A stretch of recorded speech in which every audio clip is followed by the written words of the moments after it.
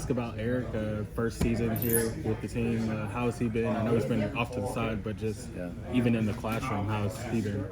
He's been great. Veteran presence, good to be around. Some of the young guys. He does a good job of, bringing like a true veteran feel to the room. I mean, we have Josh and some of the other guys, but Eric's been around a long time. He's done it, at a high level at a couple different positions and everything. So, he's been a great resource for us. And so I'm looking forward to seeing how he helps the young guys continue to grow. How would you describe your role last year as outside linebackers coach this year in terms of what personnel you're coaching? Yeah, it's going to be very similar, I think. I don't think there'll be a lot of difference.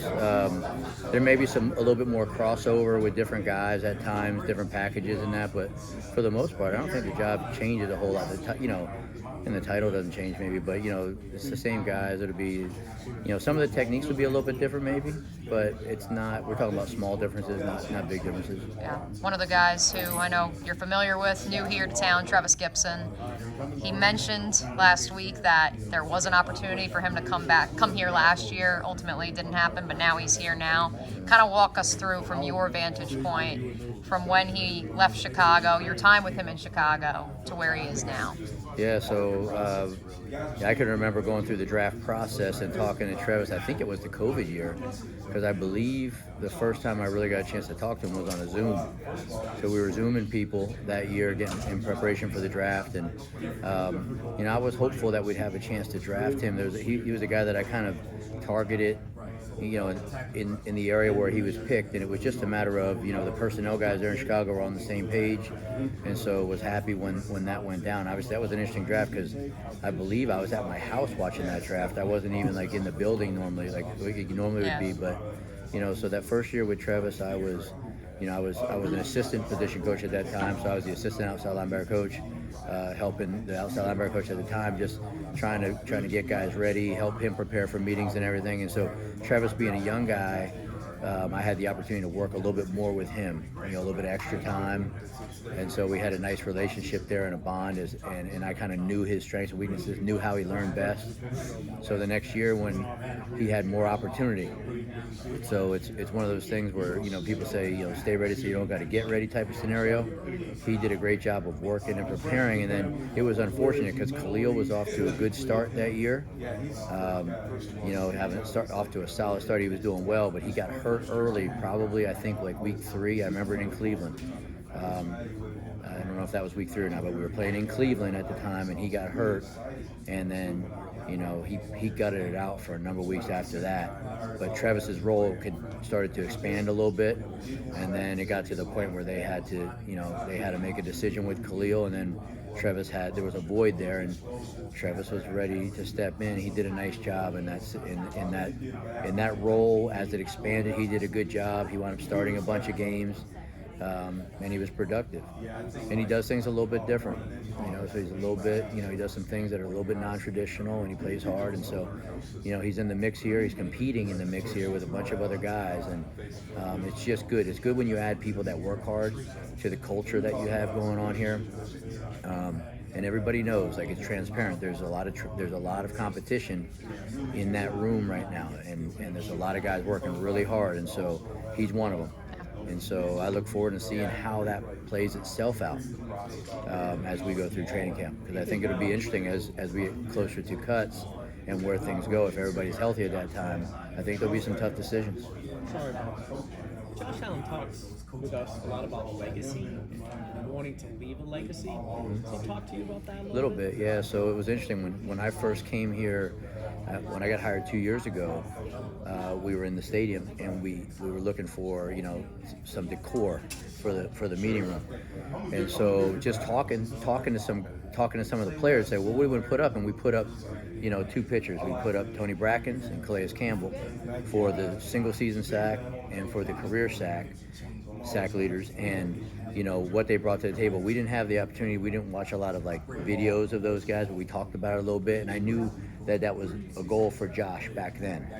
And so, it was interesting because where his seat was, I made sure I put one of the pictures right there with the football ops guys, and it it worked itself out from the single season standpoint.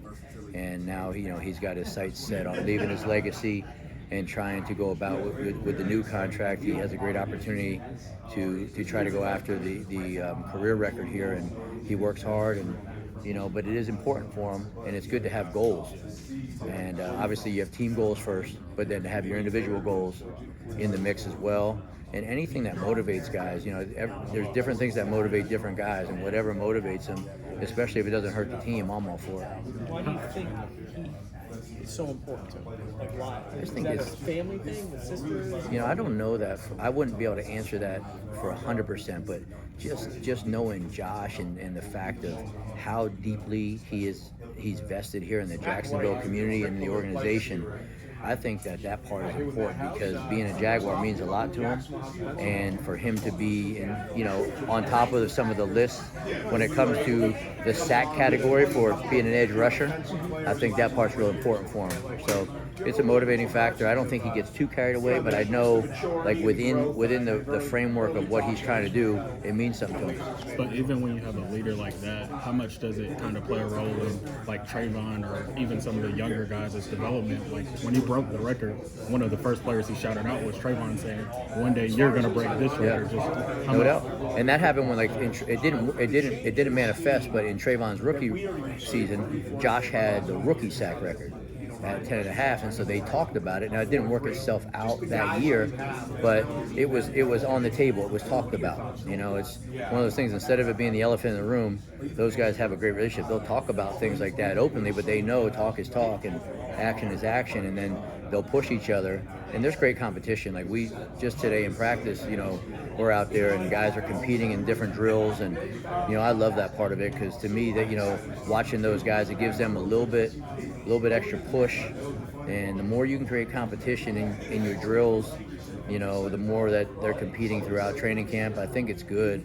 As iron sharpens iron, and you're trying to make sure that everybody's trying to keep up with your top guys. They're just getting better. As one of 3 coaches on the defensive side of the ball that was retained, walk us through the offseason for you.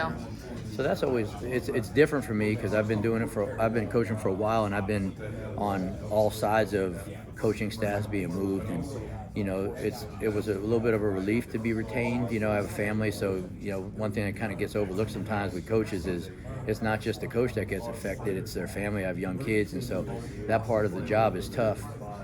But kids do a good job of adapting. On the flip side of it, a lot of those guys, every one of those coaches that was here is a friend of mine, and so from a self-preservation standpoint, it feels great to be retained. But I feel you miss those guys, but then you move forward, and you're hoping that they move forward, and you wish them success. And in different circumstances, I think each one of those guys would be successful.